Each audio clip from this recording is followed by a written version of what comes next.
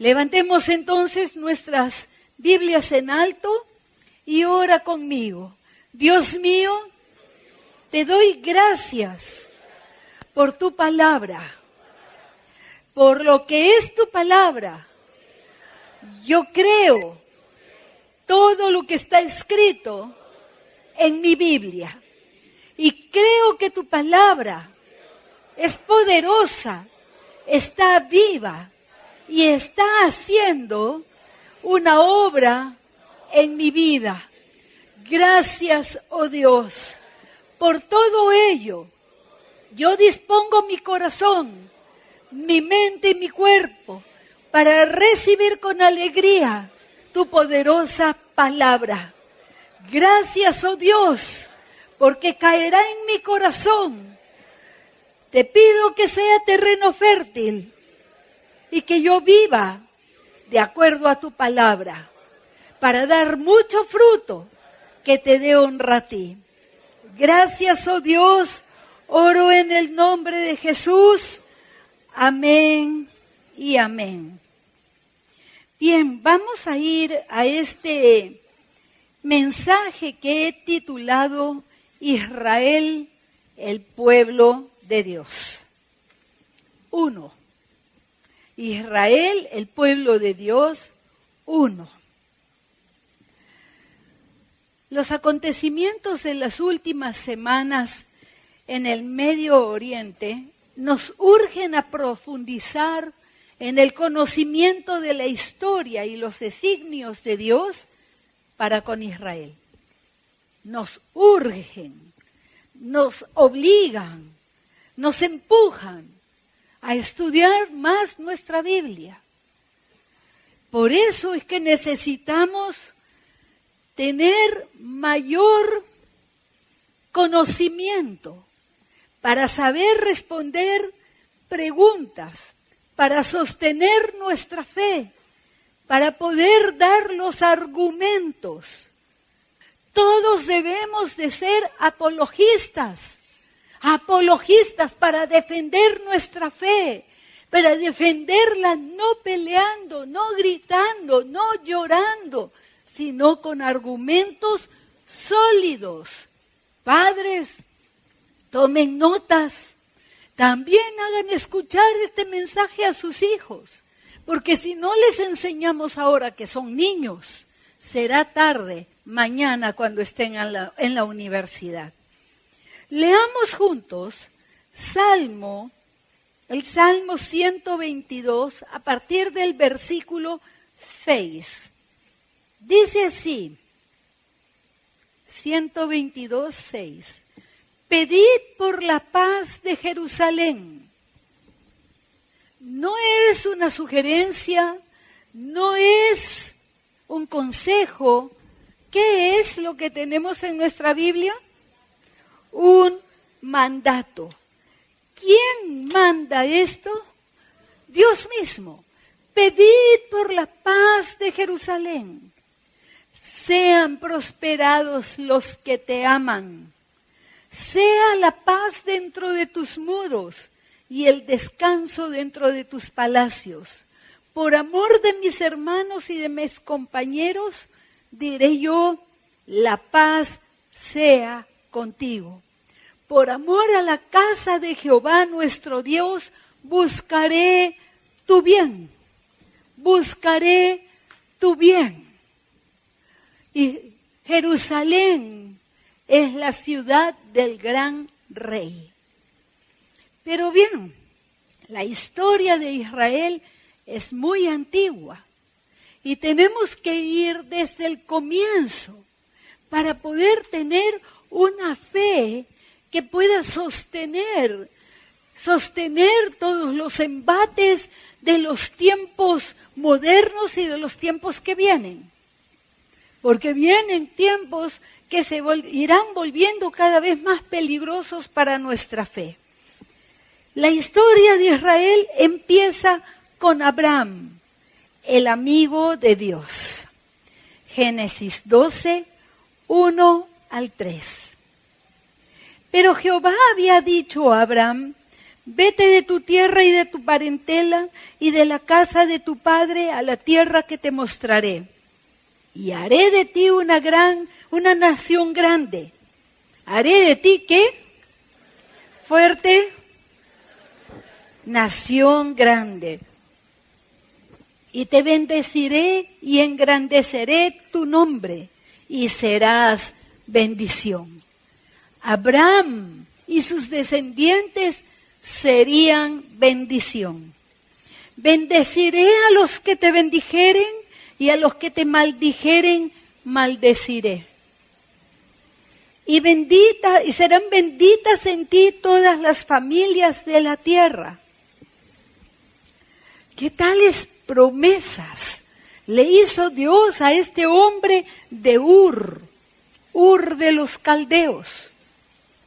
Adán y Eva pecaron, fueron destituidos de la gloria de Dios y desde entonces los seres humanos se multiplicaron.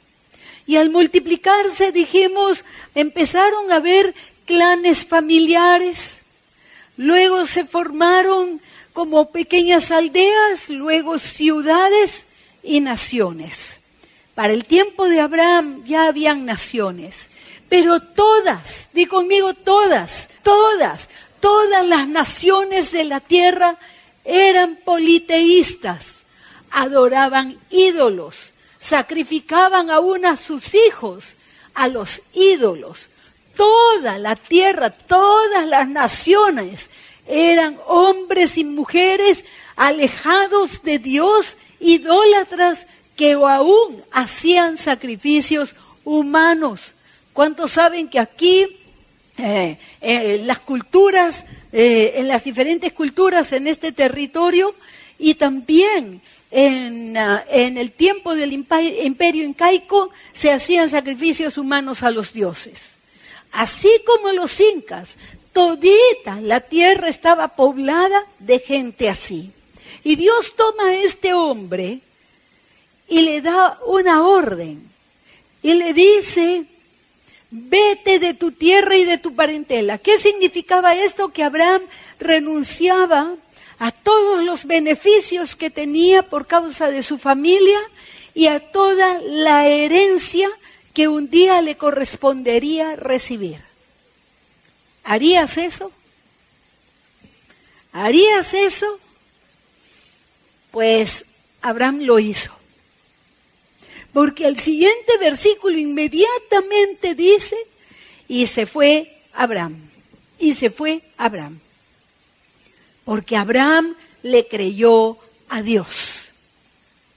Un hombre que era pagano, idólatra, en un día le obedeció a Dios. Y Dios le había dicho que haría de él, de sus descendientes, una gran nación. Su nombre sería engrandecido. Y hasta ahora nos acordamos de Abraham, y Abraham nos es ejemplo y es el padre de la fe. Por eso somos llamados hijos de Abraham, juntamente con los judíos. Pero no nos adelantemos. Vamos a quedarnos en Génesis. También le dijo Dios que bendeciría a los que le bendijeren y maldeciría a aquellos que le maldijeren. En estas últimas semanas, muchas personas y muchas naciones están maldiciendo a Israel. ¿Es así? El Perú es una de las naciones que está a favor de lo que ahora se llama Palestina. Y por eso el gobierno de Israel llamó a consulta a su embajador. El embajador de Israel dejó el Perú para consultar. Hay naciones que han roto relaciones con Israel, como Venezuela. Son tiempos peligrosos y son tiempos de alineamiento, aún en las naciones de la tierra y en las personas. ¿Qué es alineamiento? ¿A dónde te vas a alinear? ¿Con estos que están contra Israel o con los que están a favor de Israel? Oran por la paz en Jerusalén y bendicen a Israel. Los tiempos obligan a alinearse. Y muchas naciones están maldiciendo a Israel y mucha gente está hablando de lo que ni siquiera sabe ni entiende.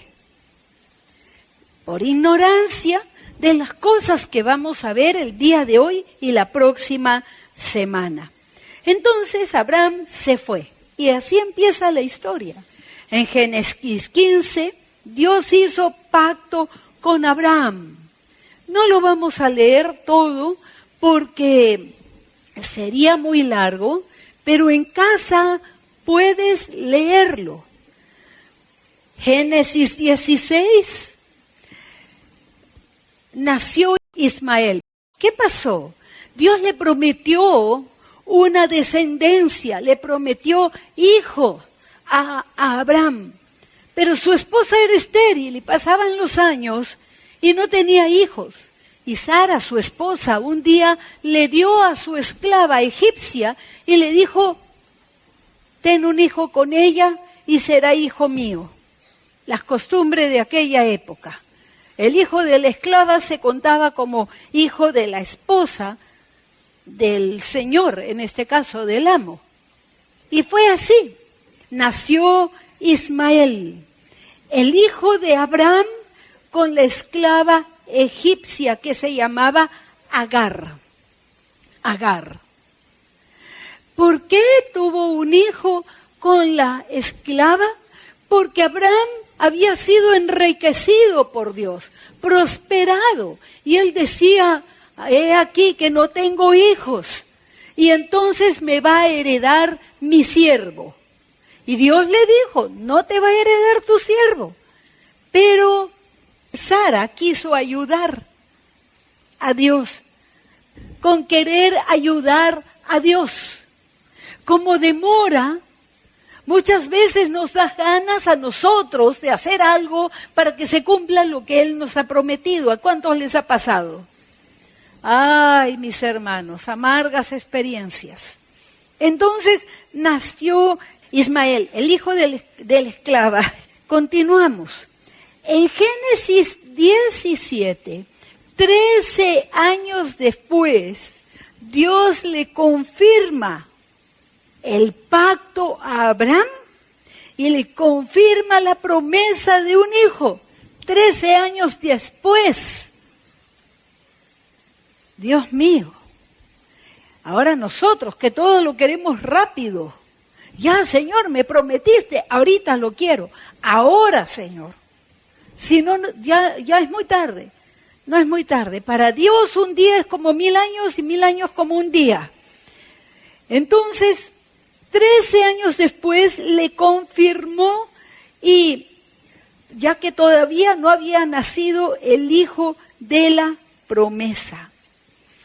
En el versículo 8 de este capítulo 17, Dios le confirma el pacto de que la tierra de Canaán sería de su descendencia como heredad perpetua. ¿Qué significa perpetua?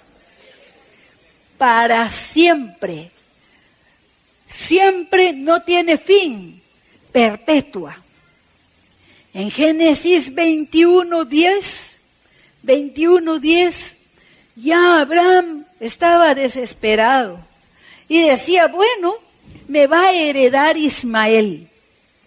Pero Dios le dice en Génesis 21:10, por tanto dijo a Abraham, echa a esta sierva y a su hijo, porque el hijo de esta sierva no ha de heredar con Isaac mi hijo. Ya había nacido Isaac y habían pleitos. Isaac era el hijo de la promesa. Di conmigo, Isaac, hijo de la promesa. Porque la promesa era que su esposa le daría un hijo.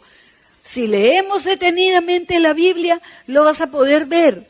Dios le dijo que Sara le daría un hijo. Entonces, el hijo de la promesa, ¿era Ismael el hijo de la promesa? No, porque no era hijo de Sara, sino ¿de quién? De Agar la egipcia. Entonces Dios le dice, no, echa a esta sierva y a su hijo, porque el hijo de esta sierva no ha de heredar con Isaac, mi hijo, dice Dios. Porque contaba a Abraham como suyo y a los hijos de Abraham y a todos sus descendientes como su pueblo, un pueblo de pacto. Un pacto no es un contrato. ¿Cuántos entienden contrato? Cláusulas.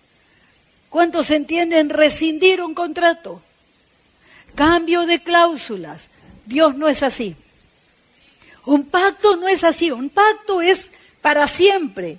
Y las cláusulas de ese pacto están en la Biblia. No heredaría el siervo, tampoco heredaría el hijo de la esclava, sino el hijo de la promesa. Dios le dijo a Agar que bendeciría a Ismael y que sería nación grande igualmente. Nuestros planes o soluciones deben ser los de Dios. Si es que estamos bajo el gobierno de Dios, nuestros planes y nuestras soluciones para los problemas serán los que Dios nos dé, no los nuestros. ¿Cuántos nos hemos equivocado tratando de solucionar un problema y creamos uno peor? Esto que les he dicho, guárdenlo porque lo vamos a recordar más adelante. Todas nuestras decisiones, todos nuestros hechos de hoy tendrán consecuencias en el futuro, para bien o para mal. Guárdenlo allí porque vamos a volver a mencionar. Esa fue la solución de Sara, una solución humana, pero no era la promesa de Dios. Dios no necesita tu ayuda, tampoco la mía. ¿O sí? Que Dios te diga, ay, hijo, dame una ayudadita porque yo te prometí, pero las cosas se han complicado. Dile al que está a tu lado, Dios nunca te va a decir algo así. Y a mí tampoco, porque no necesita nuestra ayuda. Ahora, Ismael tenía sangre de Abraham, sí, pero sangre egipcia también. Por eso es que Ismael no es judío. Por eso los descendientes de Ismael no son Israel. Son árabes. Son árabes. ¿Quieren ver el problema actual en Medio Oriente? ¿Sí? Vamos a ver. Tenemos aquí el mapa de Medio Oriente. Israel es esto chiquitito, en negro. ¿Lo ven? ¿Sí? Y todos los países, aquí está Marruecos, todos estos países en amarillo son árabes. Israel es este territorio pequeñísimo. Todos los demás son ismaelitas, árabes, descendientes de Ismael. Y miren a Israel, pequeñísimo, pequeñísimo. ¿Sí? Descendientes de Ismael. ¿Son los árabes israelitas? ¿Son judíos? No. ¿Por qué? Porque si bien son hijos de Abraham, no son hijos de Sara. Tienen sangre egipcia. Y Egipto es árabe. ¿O no? Es árabe.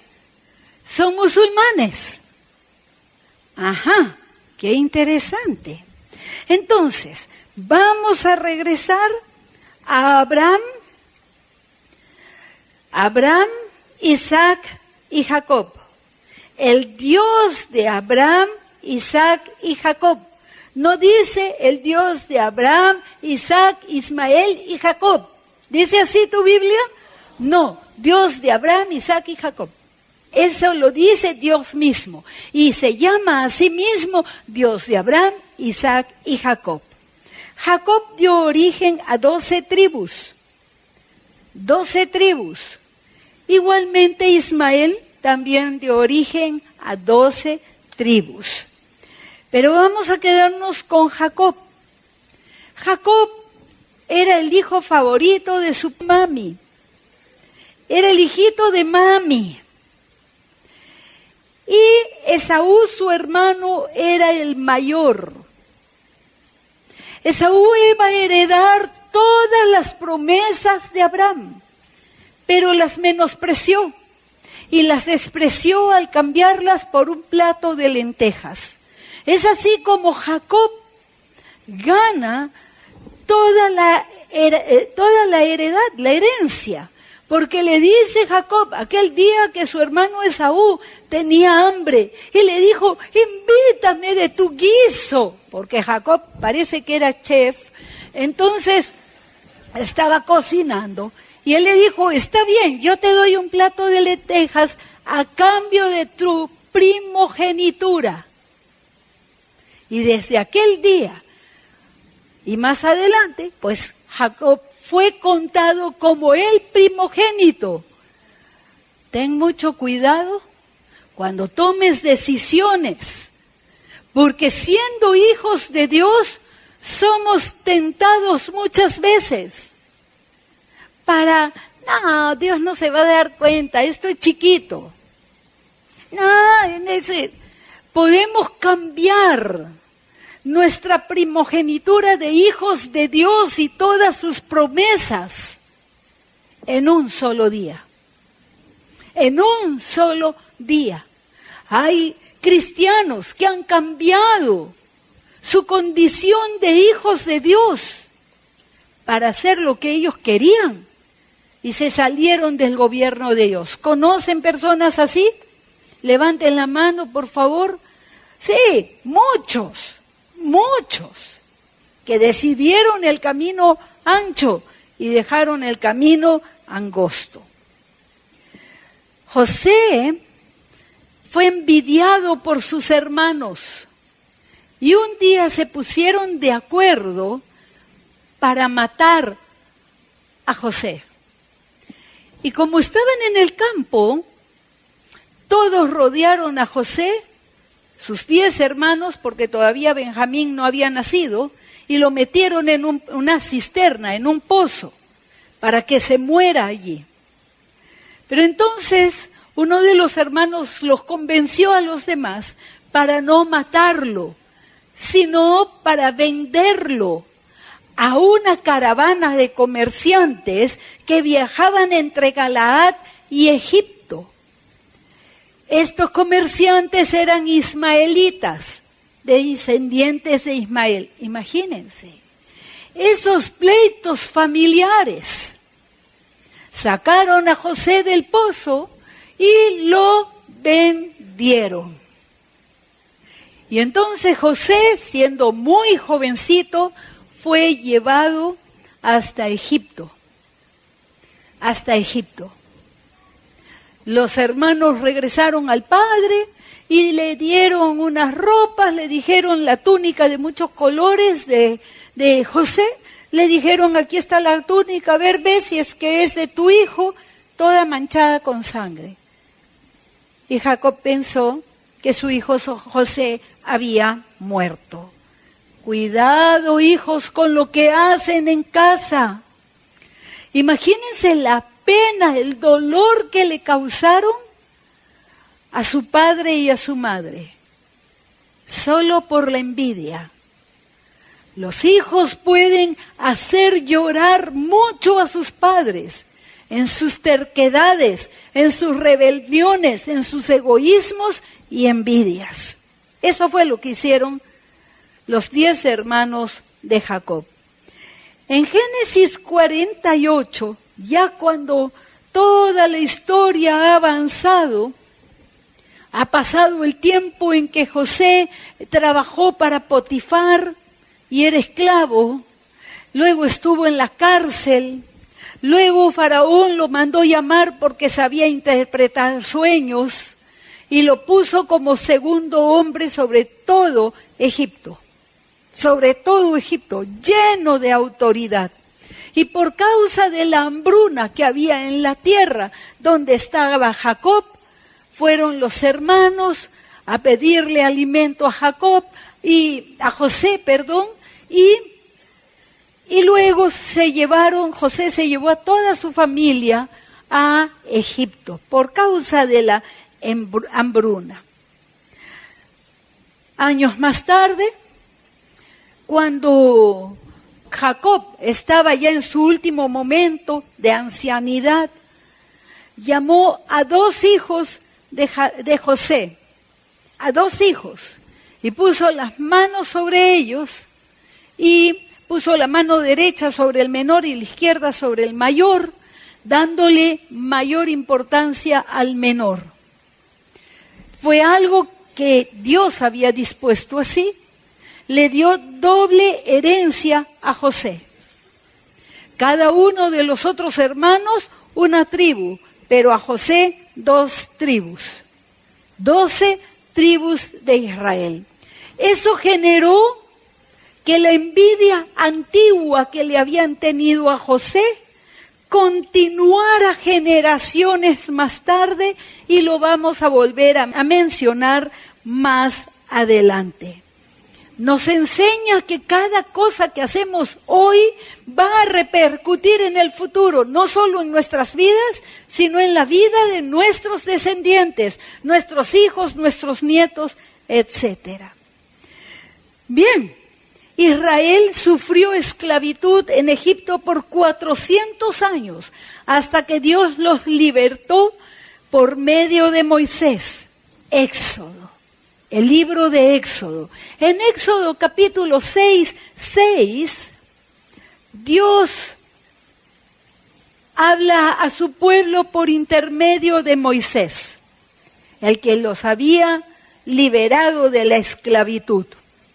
Dice así: por tanto dirás a los hijos de Israel, yo soy Jehová, y yo os saqué de debajo de las tareas pesadas de Egipto, y os liberé de su servidumbre, y os redimiré con brazo extendido y con juicios grandes, y os tomaré, ¿qué dice?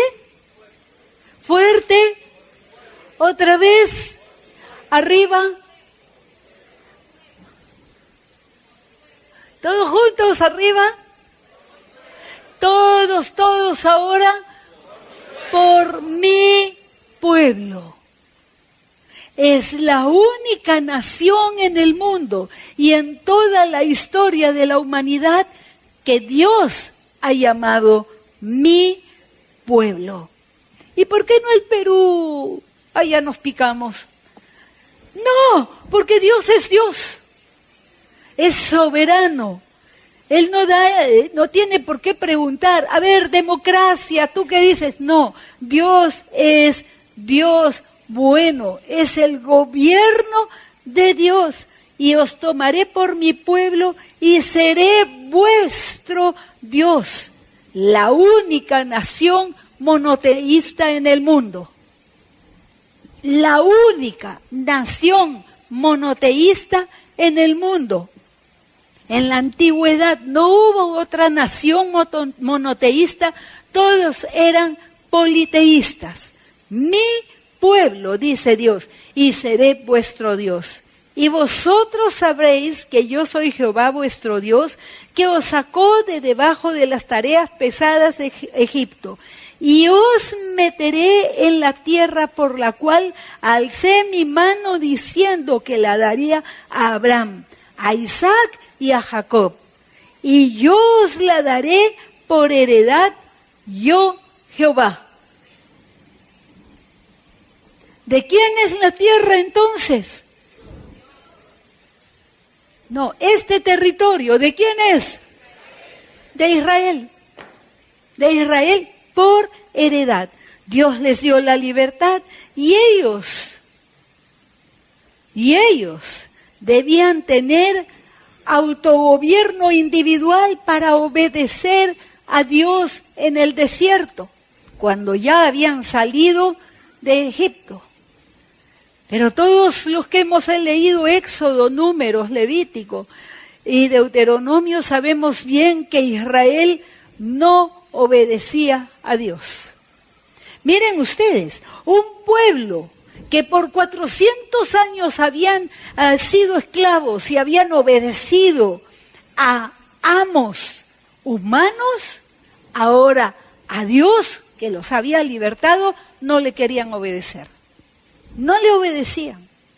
Se rebelaban contra Moisés, muchas veces lo querían matar. Pero Dios, por el pacto que tenía con ellos, continuó adelante. Josué los introdujo a la tierra prometida, la tierra de Canaán, la cual debían conquistar. Esa conquista llevó varios años y luego fue repartida de diferentes territorios entre las 11 tribus. 11 tribus. Y la otra, ¿por qué no recibió heredad? Porque eran los levitas, los descendientes de Leví, ellos eran levitas los que cargaban todo lo del tabernáculo y más adelante estaban en el templo, y los descendientes de Aarón, que eran sacerdotes. Ninguno de ellos recibió terreno propio, porque servían en el templo, ¿sí? Muy bien. Luego que murió Josué, Israel fue gobernado por Dios a través de jueces escogidos por él mismo. Para el tiempo de Samuel, la nación había degenerado espiritual, moral y políticamente. Se había degenerado. Allí en la tierra que Dios les prometió, eran idólatras. No habían desarraigado el culto a ídolos que aprendieron de las otras naciones. No lo desarraigaban, Israel no se arrepentía. Tanta era la corrupción que los sacerdotes eran igualmente corruptos. Tanto que Elí y sus hijos murieron en un mismo día, porque los hijos de Elí eran corruptos, no obedecían a Dios. Se habían olvidado de Dios y de su pacto.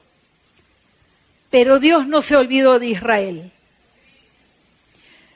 Qué maravilloso es leer la Biblia y estudiarla y profundizar, porque hay momentos en la vida en los que aún siendo cristianos puede venir la duda si Dios me perdonará, si Dios no se habrá cansado de mí. Y entonces la condenación y la culpabilidad puede empezar a llenar el corazón del cristiano. ¿A cuántos de ustedes les ha pasado? Sí. Sobre todo para mí, el primer año de cristiana fue muy duro, porque cada vez que yo cometía algo que no debería de haber hecho, lloraba mucho creyendo que el Señor Jesús ya me había dejado.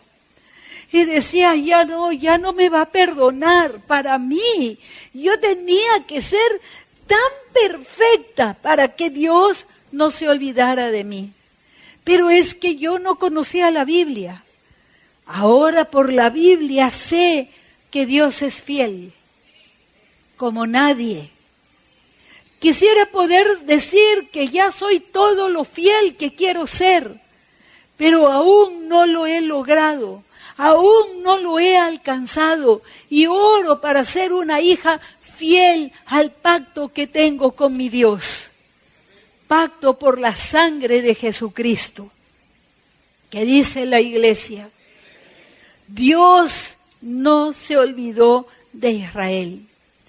Llegó a tanto que los ancianos de Israel pidieron tener un rey y dijeron, queremos ser como todas las otras naciones. Dios mío, qué palabras tan nefastas. Queremos ser como ellos, cuando ellos eran un pueblo único, una nación única sobre toda la tierra. ¿Y quién los gobernó hasta entonces? Los gobernó Dios. Era la única nación teocrática. A través de los jueces, a través de Josué, a través de Moisés, fueron gobernados, pero era teocracia, el gobierno de Dios. ¿Cuántos quieren teocracia en sus familias? Teocracia. Me ciño a las leyes de Dios, obedezco a Dios, no hago lo que yo quiero, ni tampoco hago lo que hacen los demás, porque yo no soy como los demás. Ellos eran el pueblo de Dios, no eran como los demás. Nosotros no somos como los demás. Un hijo de Dios no es como los demás. Aleluya. ¿Es así o no? Lo repito, un hijo de Dios no es como los demás. Denle un aplauso al Señor. Digan conmigo, gracias Dios mío, gracias Dios mío. Gracias Dios mío. Cuando tu hijo o tu hija te diga, pero como los papás de todos mis amigos. Yo no soy como los papás de tus amigos y tú no eres como tus amigos. Tienen que saber identidad en nuestro Dios. Israel no tenía identidad en Dios. Su identidad no la tenía, quería ser como los otros pueblos, siendo el pueblo de Dios. Entonces Dios le dijo a Samuel, 1 Samuel 8:7,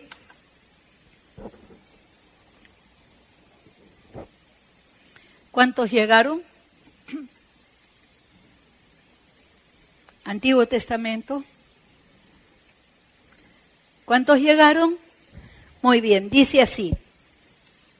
Y dijo Jehová a Samuel, oye la voz del pueblo en todo lo que te digan, porque no te han desechado a ti, sino a mí me han desechado para que no reine sobre ellos.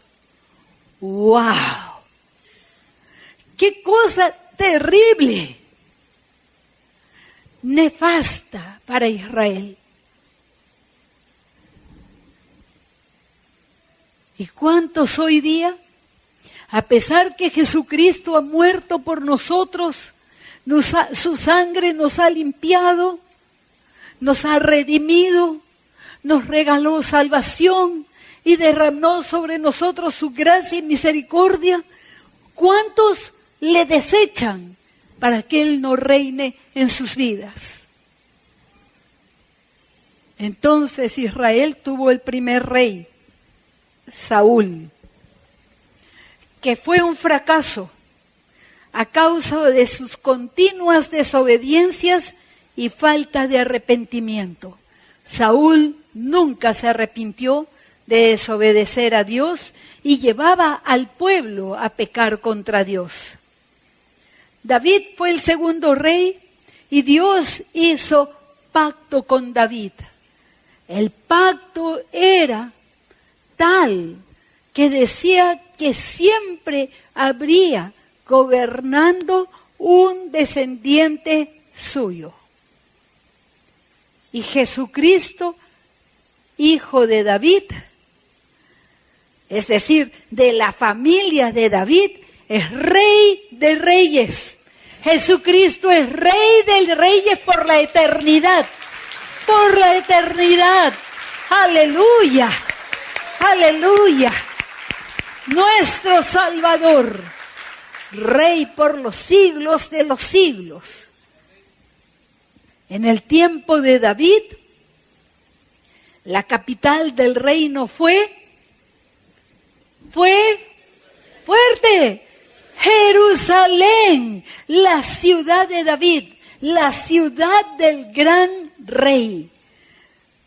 Jerusalén queda en el monte, al costadito del monte de Sión, y al frente está el monte de los olivos. cuando el Rey de Reyes regrese a esta tierra, sus pies se posarán sobre el monte de los olivos, cruzará el torrente de Cedrón y entrará a Jerusalén por la puerta este. La Biblia lo dice. La ciudad del gran Rey. Es la ciudad en la que Jesús, montado en un pollino, fue recibido como rey por Israel y ponían sus mantos en el suelo para que él pasara y con palmas lo recibieron. La misma ciudad de Jerusalén. El tercer rey fue Salomón, uno de los hijos de David, quien fue el más sabio de todos los reyes, al cual Dios no solamente le dio sabiduría, sino grandes riquezas. Israel tuvo su apogeo en el tiempo de Salomón. Era tan común la plata y el oro. La plata no valía nada. A nadie le interesaba la plata. Y el rey Salomón se mandó construir un trono sobre 6 gradas, como un atrio allí, y 6 gradas. Y a los lados de estas 6 gradas habían leones tallados. Y su trono era de marfil, cubierto del oro más puro, completamente. Construyó el templo de Salomón, el templo de Jerusalén, en el mismo lugar que se encuentra el día de hoy, pero se encuentran sus ruinas. La ruina de Israel vino por causa de su rebelión contra Dios y por años que no aprovecharon la misericordia del Dios vivo. Después de Salomón, Israel entra ya a una parte oscura de su historia.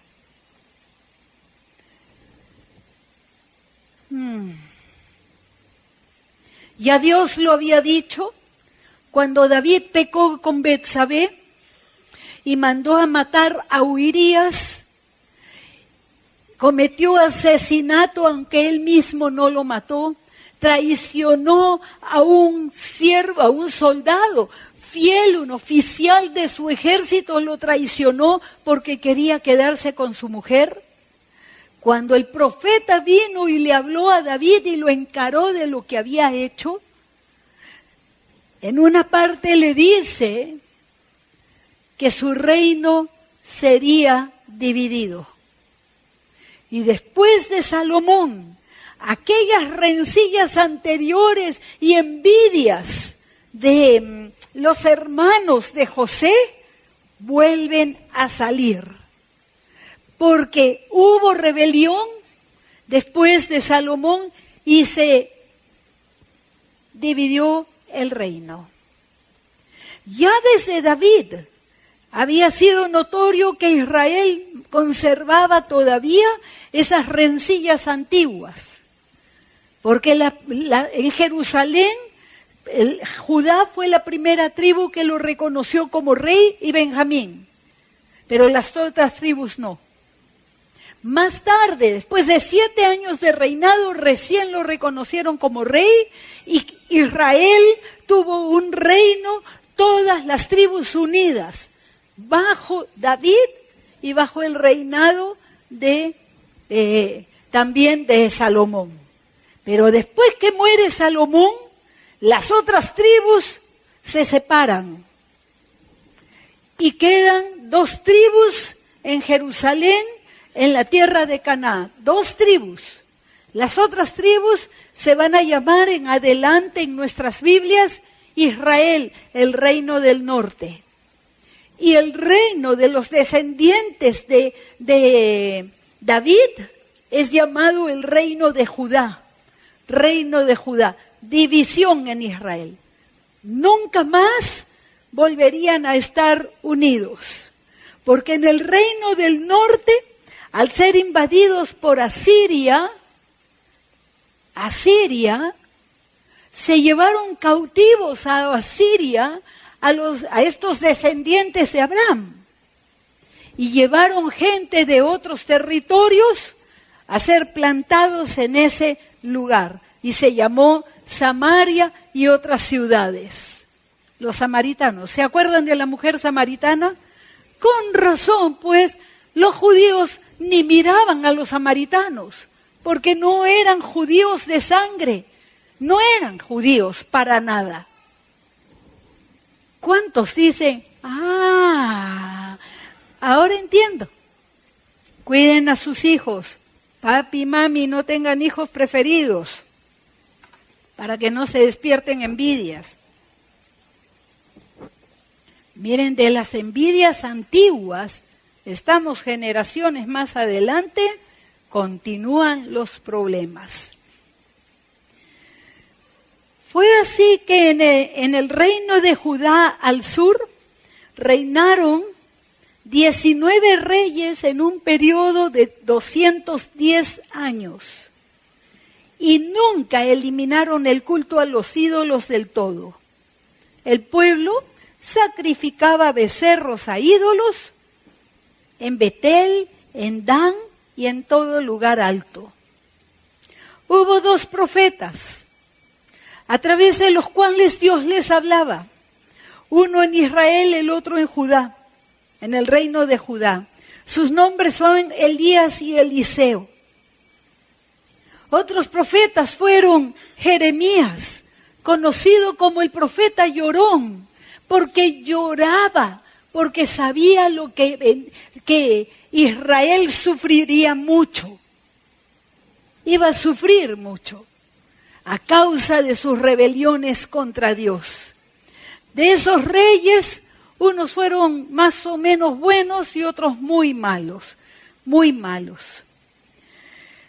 El reino de Judá seguía teniendo como capital a Jerusalén y reinaron los descendientes de David. Las otras 10 tribus, como hemos dicho, en el año 722 a.C., fue invadida por Asiria.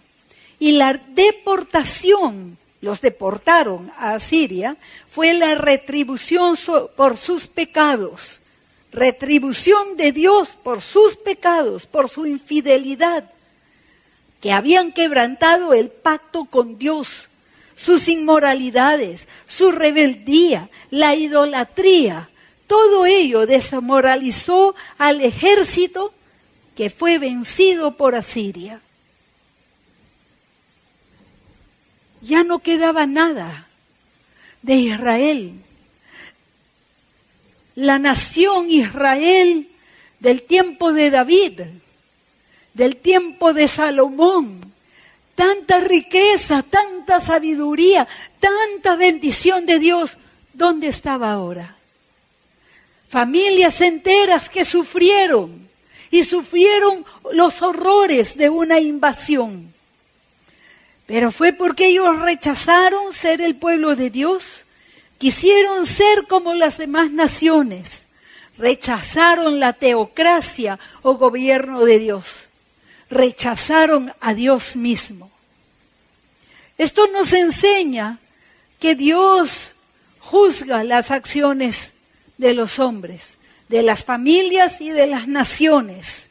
El Salmo 7:11 dice así, Salmo 7:11, Dios es juez justo y Dios está airado contra el impío todos los días. Sí, ama a cada persona, pero está airado, enojado contra aquellos que se rebelan contra Él. ¿Cómo está nuestra vida cristiana? Somos cristianos nominales, es decir, solo de nombre, y hemos rechazado el gobierno de Dios. ¿O sincera y humildemente estamos dispuestos a doblar nuestra cerviz y decir, Dios mío, no como yo quiero, sino como tú quieres? Como dijo Juan el Bautista, Dios mío, que yo mengüe, pero que tú crezcas en mi vida. No sea hecho como yo quiero, como a mí me parece, sino como tú has dicho, oh Dios. Eso agrada a Dios. A Saúl el profeta le dijo, Dios no quiere holocaustos, Dios quiere obediencia. Dios mío. Y Dios es juez justo, es bueno, pero no por su bondad y misericordia va a dejar de hacer justicia, porque es juez justo. Di conmigo, Dios mío, líbrame. En el Nuevo Testamento dice, cosa horrenda es caer en las manos del Dios vivo para juicio. Ay, Dios mío, líbrame. ¿Cuántos quieren esto? No, Señor, no. Su pueblo amado, su pueblo por el cual hizo tantos milagros, le había dado la espalda y ahora el reino estaba dividido. El reino del norte ya no era más y quedaba el reino del sur. Desde el momento que decidieron dejarle a Dios, Dios ya no les protegía. ¿Qué diferencia con el tiempo en que iban a la guerra con Josué? Ganaban todas las batallas las ganaba Israel. ¿Es así o no? ¿Se acuerdan de Jericó? La victoria de Jericó. ¿Se acuerdan el día de esa victoria en que Josué oró y se detuvo el sol? ¿Qué pasó con todo ello? Porque Asiria ahora los había deportado. ¿Por qué? ¿Acaso el poder de Dios era menos? ¿El amor de Dios era menos? No. Era por causa de sus pecados. Luego vino la invasión persa, cayó también el reino de Judá. Fue durante dicha ocupación, más adelante, en que fue permitido que regresara un remanente de fieles al Señor a la tierra de Canaán. ¿Qué pasó con Jerusalén? Fue sitiada, se cumplieron las profecías, fue destruida. La Escritura dice que era tanto el hambre en Jerusalén que las mismas madres se comieron a sus propios hijos. ¿Eso es un pueblo de Dios? ¿Tanto se habían corrompido, Dios mío? Ellos habían salido del gobierno de Dios y ya no contaban con su protección. Ya no estaba el poderoso gigante que antes los defendía. Fue durante dicha ocupación, ya lo dije, que 70 años después se permitió a algunos regresar. Nehemías reconstruyó el muro de Jerusalén, pero fue en esos tiempos de deportación. Luego también fueron llevados a Babilonia, cautivos, los del reino de Judá. Destruidos los palacios de Salomón, el templo de Jerusalén, el muro de Jerusalén, todo destruido.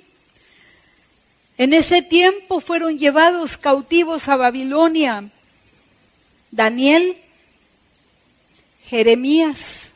Jeremías era parte de la nobleza. Muy jovencitos fueron llevados cautivos y fue escrito el libro de Lamentaciones. ¿Cuántos han leído el libro de Lamentaciones? Les decían a los judíos, ¿por qué no cantan? ¿Por qué no danzan? Tomen el salterio y canten. Y decían ellos, ¿cómo vamos a cantar? Si Jerusalén está destruida y ya no hay el templo. Alejandro Magno mandó destruir el templo de Jerusalén en el año 331 a.C. Destruido el templo, que había sido inaugurado por Salomón, y la presencia misma de Dios era tan evidente en el templo que los sacerdotes no se podían mantener en pie. ¿Qué pasó con todo eso? Ya no había más. ¿Qué pasó con los sacerdotes? ¿Qué pasó con el lugar santo, el lugar santísimo? Todo destruido. Ya no había el lugar de culto al Dios vivo. Como consecuencia de los pecados de Israel. Más adelante, el imperio romano se extendió alcanzando también a la tierra de Israel. Fue conquistado por el emperador César Augusto en el año 63 a.C. ¿Se acuerdan que es el rey que mandó a matar a los niños con la esperanza de matar al rey recién nacido? Es él, 63 años antes. Lamentablemente, esta es la historia de muchos que un día se convirtieron a Cristo. Se convirtieron a Cristo, se hicieron cristianos y tuvieron pacto con Dios por medio de la sangre del Cordero suyo, pero que dejaron a Dios por vivir como los demás. Alguna vez alguien me contaba, en nuestra iglesia, sí, tenemos servicio los domingos, pero también sábado. Y le dije, ¿por qué? ¿Por qué hacen eso? Para tener libre el domingo. Sentí un dolor inmenso. Tener libre el domingo para ser como los demás. Para ser como los demás, irnos a la playa en el verano. En el invierno, agarrar nuestra 4x4, irnos aquí, irnos allá, como los demás. Me dolió y aún me duele muchísimo compartírselos el día de hoy. Pero esos son tiempos que estamos viviendo. Gente que se dice cristiana, pero quiere tener el domingo libre. Entonces le da a Dios, ¿cuánto? 1 hora, 2 horas el sábado y ya está. Ese no es gobierno de Dios, mis hermanos. El domingo es el día del Señor. Di conmigo, día del Señor. Equivalente al Sabbat que tenían en Israel. Un día dedicado a Dios para adoración, para alabanza de Dios. Y si no enseñamos esto a nuestros niños y nos lo aprenden desde niñitos, ¿cuándo lo van a aprender? Mañana será tarde. No, es para Dios el domingo, para predicar el evangelio, para servir a mi Dios. Yo quiero adorarle y servirle y obedecerle todos los días de mi vida. Eso es gobierno de Dios. Pero son los tiempos que vivimos hoy muy similares a los tiempos que se vivía en Israel. Muy similares. Ellos quisieron ser como los demás. Claro que en Jerusalén hacían todos los ritos, pero ¿pueden ustedes creer que en el tiempo de Salomón tuvo 700 mujeres, reinas, y no sé, otros cientos de concubinas? Y esas mujeres lograron convencerlo de llevar sus ídolos al templo de Dios y ofrecerle sacrificios allí a esos ídolos. A eso llegó la corrupción de Israel. Si la iglesia no despierta ahora, en general hablo, ¿cuándo despertará? ¿Cuándo despertará? Porque es una iglesia, en general hablo, muy laxa, muy yo en el centro. Cristianos, debemos ser cristianos cristocéntricos, Cristo en el centro. Mi Rey, lo que usted ordene, eso haré. Por eso necesitamos conocer la palabra de Dios, porque podemos vernos reflejados en Israel. ¿Cómo está tu corazón? El templo del Dios vivo es nuestro cuerpo. ¿Cómo está tu corazón? ¿Es un corazón para Dios? ¿O no tengo tiempo para orar? ¿No tengo tiempo para estudiar la Biblia? No tengo tiempo para Dios, por favor, no me molesten. Yo quiero ir los domingos, 2 horas al servicio, 2 horas y media, ya no más. Y con eso cumplí. No se trata de cumplir, se trata de vivir bajo el gobierno de Dios toda nuestra vida. Eso es cristianismo. La iglesia de los primeros años, esa iglesia lo entendió. Por eso vivían para Dios y no para ellos mismos. Apostasía. Apostasía es lo que cometió Israel. Y apostasía es lo que muchos están cometiendo en este tiempo. Tiempos peligrosos. Es que muchas tentaciones y queremos ser como los demás. Preocúpate el día que quieras ser como los demás. Dios mío, ¿qué estoy pensando? No. Señor, me arrepiento. Yo no quiero ser como los demás. Yo soy feliz de ser tu hijo, tu hija. Porque tú eres el Dios que me diste libertad, me sacaste de la esclavitud como lo sacaste a Israel. Tú me diste una nueva vida. Yo no quiero ser como los demás. Yo quiero ser un hijo, una hija tuya. ¿Qué dice la iglesia? En esos tiempos el templo fue saqueado. Jerusalén destruida, trayendo humillación y dolor a los que eran fieles a Dios, llamado el remanente. El remanente se aferró a Dios, habían dejado la idolatría hasta que nació el Mesías. Parte de ese remanente, ¿se acuerdan de Simón que estaba en el templo cuando fueron a ofrecerlo sus padres en el día de la dedicación? Pero eso es mucho más adelante. Un remanente que regresó a Jerusalén. En el tiempo de Nehemías se reconstruyó el muro, también se reconstruyó el templo.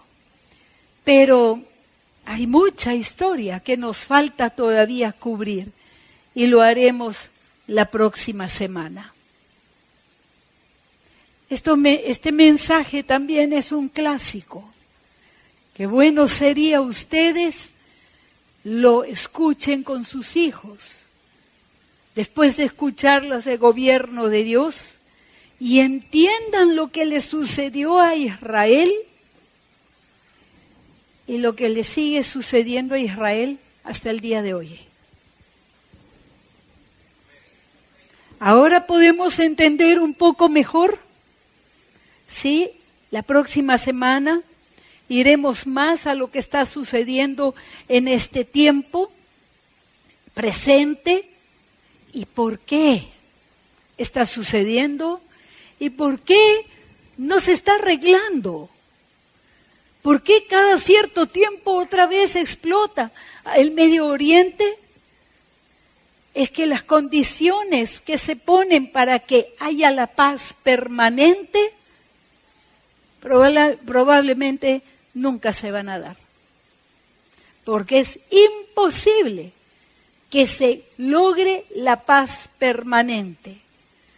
Se logrará en el tiempo del gobierno de la bestia. Después del retorno del Señor Jesús.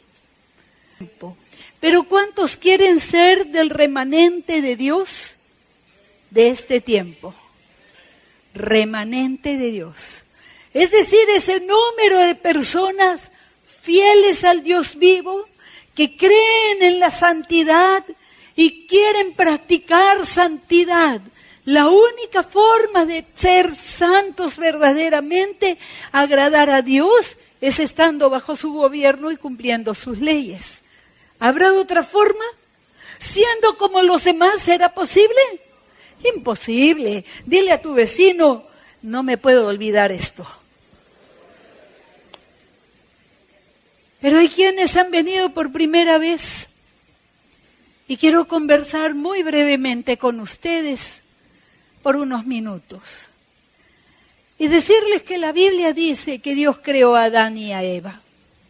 Dios los creó para que fueran amigos, como Abraham, amigos de Dios, que tuvieran una relación con Dios. Abraham tenía una relación con Dios, aún en el Antiguo Testamento, miren, por la fe. Dios había creado el universo entero y creó a Adán y a Eva a su imagen y semejanza. ¿Y quién los gobernaba a Adán y a Eva? Dios. No necesitaban otro gobierno sino Dios mismo.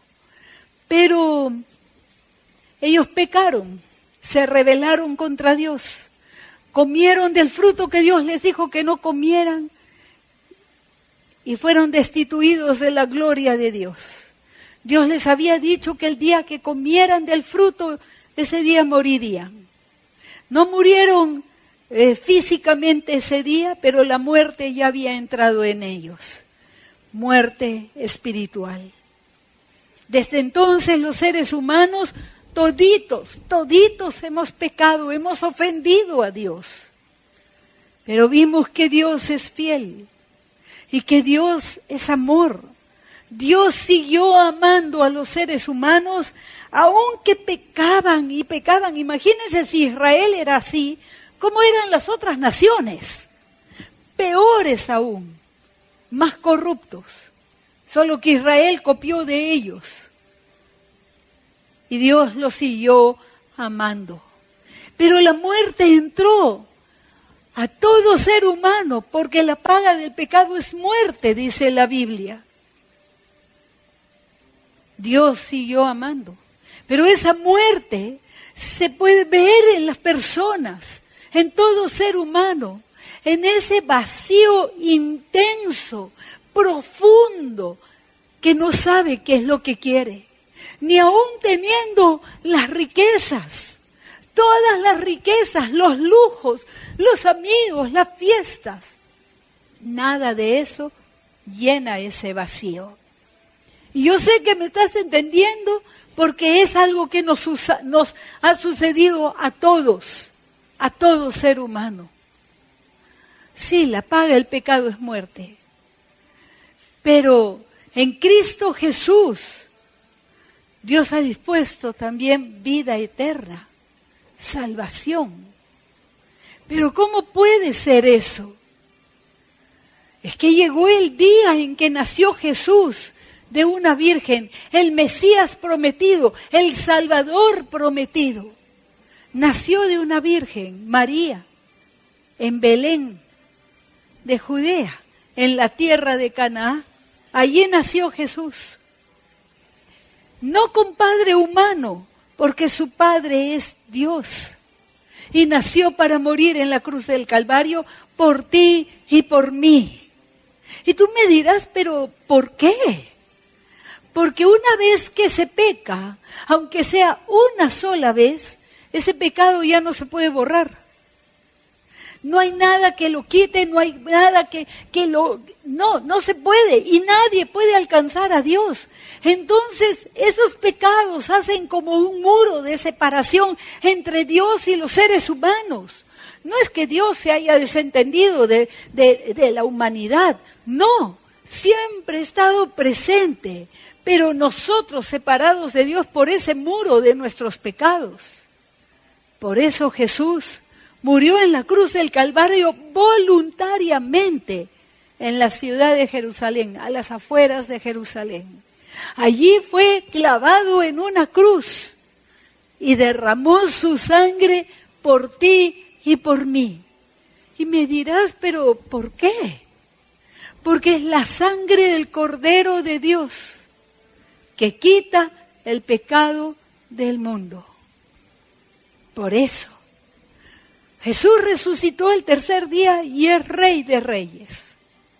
Pero hoy yo te hablo a ti de ese evangelio, del evangelio de vida, del evangelio de salvación, del evangelio de Jesucristo. Siendo nosotros pecadores, nos amó tanto que murió por nosotros en la cruz. Y hoy tus pecados pueden ser borrados de tal forma que nada te separe de Dios. Si quieres esto, te voy a pedir que por favor veas bien, en primer lugar, de que te arrepientas de todos tus pecados. En segundo lugar, que reconozcas que Jesucristo es el único Hijo de Dios que murió por ti en la cruz. Y en tercer lugar, abriéndole las puertas de tu corazón y recibiéndolo como tu único Salvador. Si quieres esto, te voy a pedir, por favor, que inclines tu rostro y ores conmigo en voz alta, cerrando tus ojos, para que nadie ni nada te distraiga. Ora conmigo. Dios mío, me acerco a ti para pedirte perdón de todos mis pecados. Me arrepiento hoy de haberte ofendido tantas veces. Perdóname, Dios mío. Te doy gracias, Señor Jesús, porque moriste por mí en la cruz del Calvario. Por ello, Señor, hoy abro las puertas de mi corazón y te recibo como mi único Señor y mi único Salvador. Hoy te entrego mi vida, me pongo bajo tu gobierno y yo quiero, Señor, tener amistad contigo. Gracias, mi Señor. Oro en el nombre de Jesucristo. Amén. Gracias, mi Señor. Gracias, mi Dios.